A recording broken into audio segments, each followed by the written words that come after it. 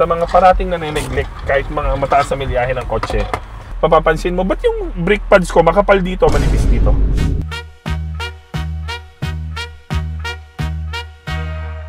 So guys, ngayon pagpaplanuhan na natin yung Project Nido natin. Ngayon, kukunin na natin yung LC na itim. Yung LC na puti, iiwan natin kasi kailangan ng TLC nun. Lalagay natin BT51 with tank panhard. Ayusin natin lahat ng pangilalim, racket pinion bushing. Siyempre, spindle na rin yan.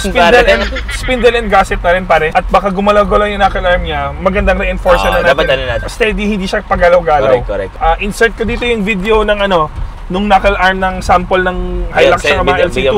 Yan. Para makita nyo na umuusog talaga siya. At kailangan siyang patibayin. Makikita mo sa Total Chaos na website, kailangan yung spindle gasket na yon to reinforce the weak link of that Toyota LC200 in the Hiluxes. Tapos, lalagyan natin yung ARB na flat track, yung AFN bumper na iba-body color. Yes. And then, sa mga parating na neglect kahit mga mataas na milyahe ng kotse. Mahina kasi ang LC200, di ba? Preno na LC200. So, magsisilver line tayo. Yung piston ng caliper mismo, nag-wear and tear. Di ba? Pagtagal, parang may nagsa-stack up. Kaya minsan, papapansin mo, ba't yung brake pads ko makapal dito, manipis dito?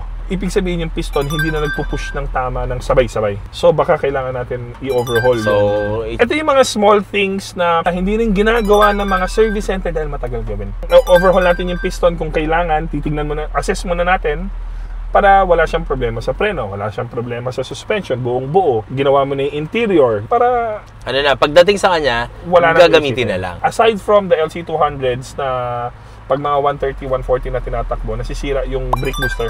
Yun lang na may sakit Prado 150, 120, 200, yun na yung mga nasisira. So, abangan nyo yung natin, Project Nido. So, this will end tomorrow na ulit tayo mag-usap. Let's go, guys.